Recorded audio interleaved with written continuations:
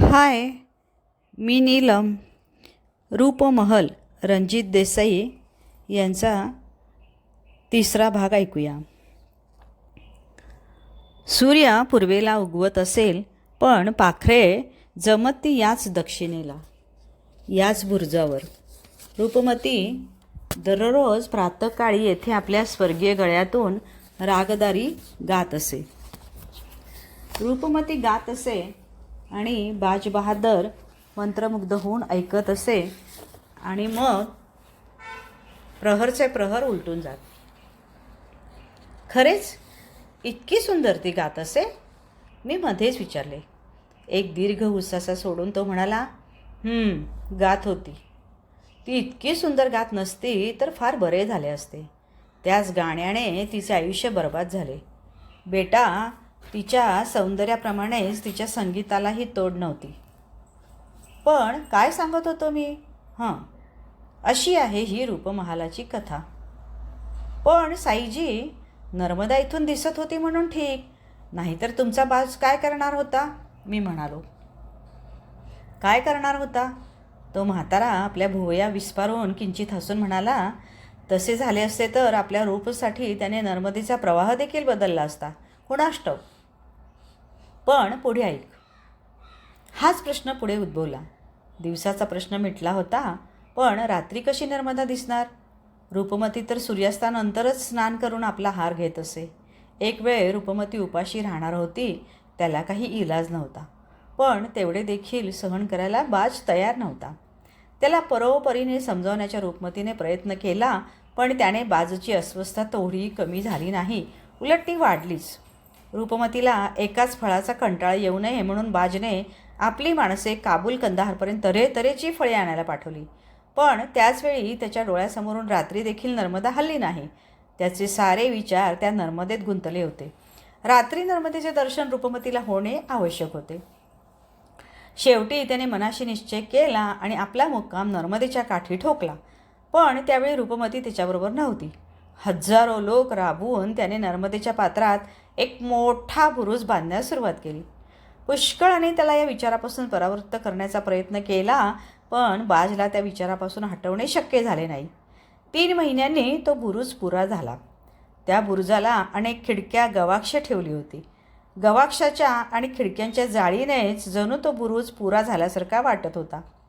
बुरुज समाधानकारक झालेला पाहून त्याने आपल्या माणसांना योग्य त्या सूचना दिल्या आणि तो गडावर परतला.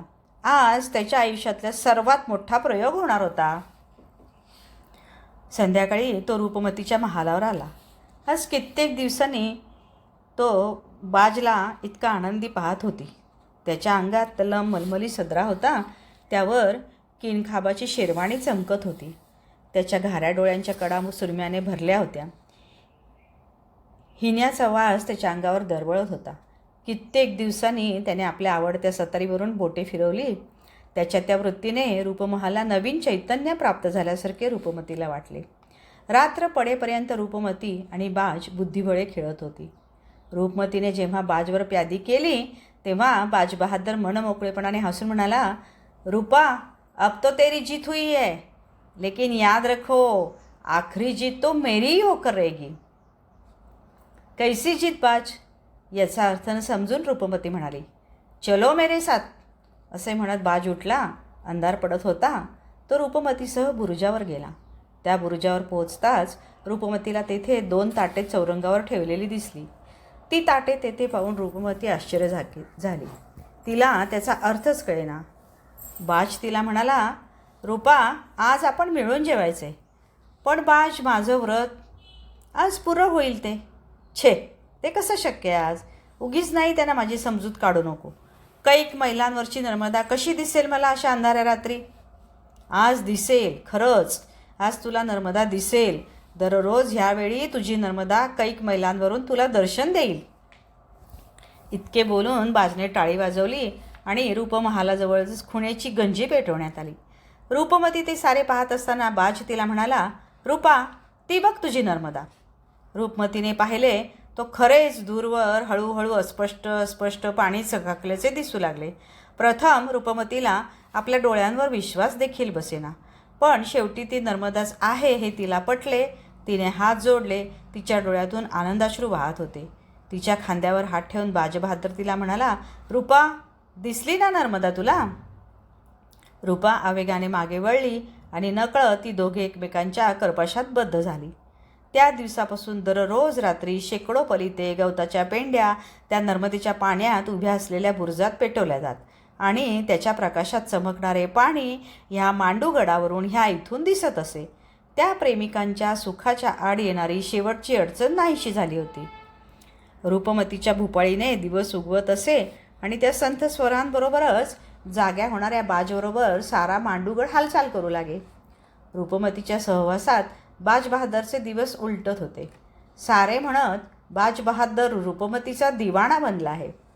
अशी काही वर्ष भरकन लोटली. सुरुवातीची वर्ष तीराच्या वेगाने जातात. बेटा, दिल्लीच्या तख्तावर शहेनशाह अकबर आहे याची त्यांना जाणीव नव्हती. त्या बादशहाचे आपण मंडलिक आहोत हे बाजबहादर विसरला होता. त्याचे जग फार निराळे होते, फार निराळे. एक दिवस संध्याकाळी रूपमती आपल्या रूपमहालच्या सज्जावर उभी होती. पश्चिमेच्या बाजूला आकाशात उधळलेले रंग ती पाहत होती. आकाशातले रंग पाहता पाहता देहभान हरपून ती बहार रागाचे स्वर गुणगुणत होती. इतक्यात तिचे लक्ष आकाशात उडणाऱ्या तिच्या कबुतराकडे गेले. हळूहळू गिरक्या घेत घेत ते कबूतर वर चढत होते. त्या कबुतराकडे पाहण्यात ती मग्न झाली असता अचानकच तिच्या खांद्यावर बाजबहादरने मागून येऊन हात ठेवला. रूपमतीने चमकून मागे पाहिले. बाजने हसून विचारले, रूपा, काय पाहत होतीस? रूपमतीने त्या कबुतराकडे बोट दाखवले. ती दोघे ते कबूतर न्याहाळीत असतानाच अचानक त्या कबुतराच्या गतीत एकदम बदल झाला. ते झरझर झरझर खाली येऊ लागले. तोच रूपा किंचाळली, बाज, तुझ्या बाजला आवरा, आई माझे कबूतर. आणि इतके म्हणायच्या आतच तो बहिरी ससानावरून अगदी नीट झेप घेऊन त्या कबुतराला भिडला आणि त्याच झपाट्यात ते कबूतर आणि तो बहिरी ससाना मिळून गडाखाली तीरासारखे गेले. रूपमतीला ती कल्पनाही सहन होऊन तिने बाजच्या कुशीत आपलं तोंड लपवलं. तिच्या पाठीवर हात फिरवीत बाजची नजर त्या पक्षाकडे वळली. तोच त्याच्या नजरेला गडाकडे चौफेर उधळत येणारा एक घोडेस्वार दिसला. तो घोडेस्वार गडाच्या पहिल्या चौकीवर थोडा वेळ थांबलेला दिसला आणि पुन्हा गडाकडे येऊ लागला.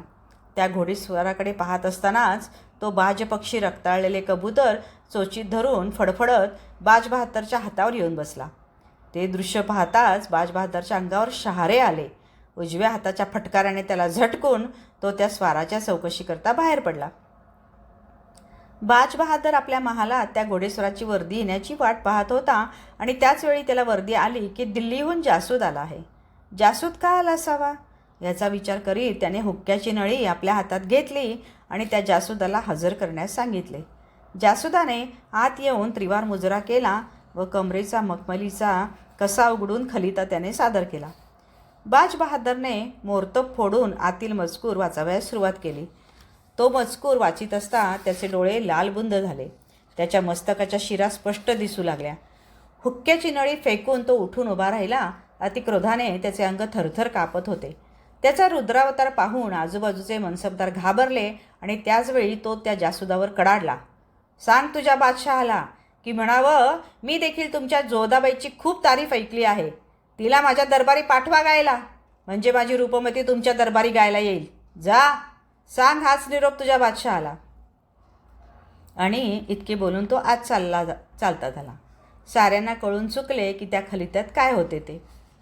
अकबराच्या पदरी असलेल्या अधम खान नावाच्या एका सरदाराने रूपमतीची तारीफ बादशाच्या कानी घातली होती. अकबर हा संगीताचा भोगता. त्याने रूपमतीला आपल्या दरबारी गावयास पाठवण्याबद्दल बाजबहादरला लिहिले. रूपमतीची कीर्ती ऐकून अकबराने तिला दरबारी गायला बोलवले. ह्यात थोडासा बाजबहादराचा उपमर्द होता खरा, पण किती केले तरी तो बादशहा आणि हा एक छोटा सुभेदार, अकबराचा मांडलिक. ह्याचा शेवट काय होणार ह्याची साऱ्यांना जाणीव झाली, पण कुणाची छाती झाली नाही त्याला समजवण्याची. बाजबहादराला देखील त्या उत्तराचा काय परिणाम होणार याची जाणीव होतीच. त्याने होईल तेवढी सैन्याची जुळवाजुळव करण्यास सुरुवात केली. अकबराला तो निरोप जसाच्या तसा पोचविण्याची आदमखानाने कामगिरी केली. अकबरच्या अंगाची लाही लाही झाली. त्याच्या कानावर बाजबहादराच्या कागाळ्या आधीच आल्या होत्या. त्यात ह्यांची भर पडली आणि आदमखानाला सैन्य देऊन मांडूगडाच्या स्वारीवर पाठवले. विजय कोणाचा होणार हे निश्चित होते, पण बाज बहादरही शूर होता. त्याने होईल तितकी तयारी केली. बाज बहादराच्या खांद्याला खांदा लावून लढायला सारा माळवा उभा राहिला. मांडूगडावर सारे नवीन वातावरण पसरले. जुनी शस्त्रास्त्रे घासून पुसून स्वच्छ करण्यात आली. बुरुजावरून सर्वत्र तोफा लावण्यात आला आणि मग काही दिवस मोठ्या अस्वस्थपणाने साऱ्या माळवा प्रांताने काढले. त्याच वेळी दिल्लीहून अदमखान स्वारीला बाहेर पडल्याची बातमी आली. बाज बहादर अदमखानाला समोर जायला निघाला त्यावेळी रूपमतीला भेटायला आला. बाज बहादराच्या चेहऱ्यावर थोडीही दुःखाची छटा नव्हती. त्याच्या मस्तकावर बारीक पोलादी जाळीचे शिरस्त्राण होते. त्याच्या छातीवर काळे भोर चिलखत होते. कमरेला जरीचे काम केलेल्या म्यानात रत्नजडीत मोठीची तलवार शोभत होती. पाठीवर रुळणाऱ्या मखमलीचा घोळ त्याने डाव्या हाताला तिढा देऊन सावरला होता.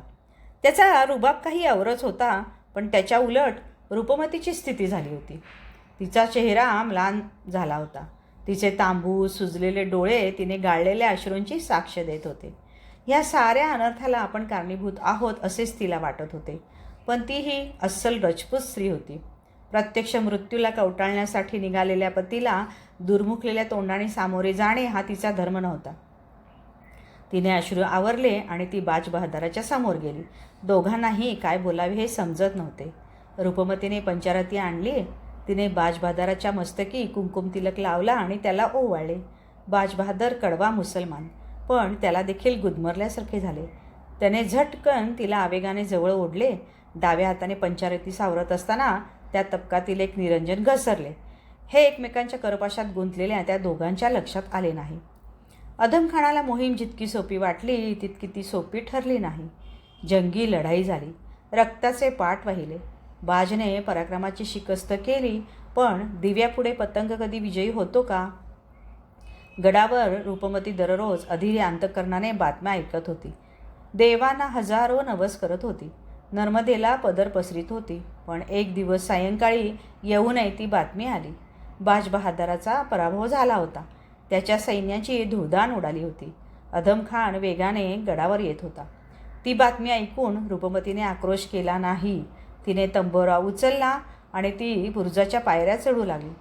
बुरुजावर येऊन तिने अंगठीतील हिरकणे काढली आणि घशाखाली सोडली. बाज बहादरची धुळदाण उडवून अदमखान धावतच गडावर आला. सूर्यास्त झाला होता. तो तडक रूप महालाकडे वळला. महालाजवळ येताच त्याचे पाय अडखळले. ज्या रूपमतीच्या आवाजासाठी एवढे घडले त्याच रूपमतीच्या गळ्यातून निघणारे तोडी रागातील संथ पण करुण स्वर त्याच्या कानावर पडत होते. तुम बिन जियारा रहत हत, मांगत है सुखराज, रूपमती दुखियारी भई, बिना बहादर बाज. पण ते स्वर मध्येच अडखळले.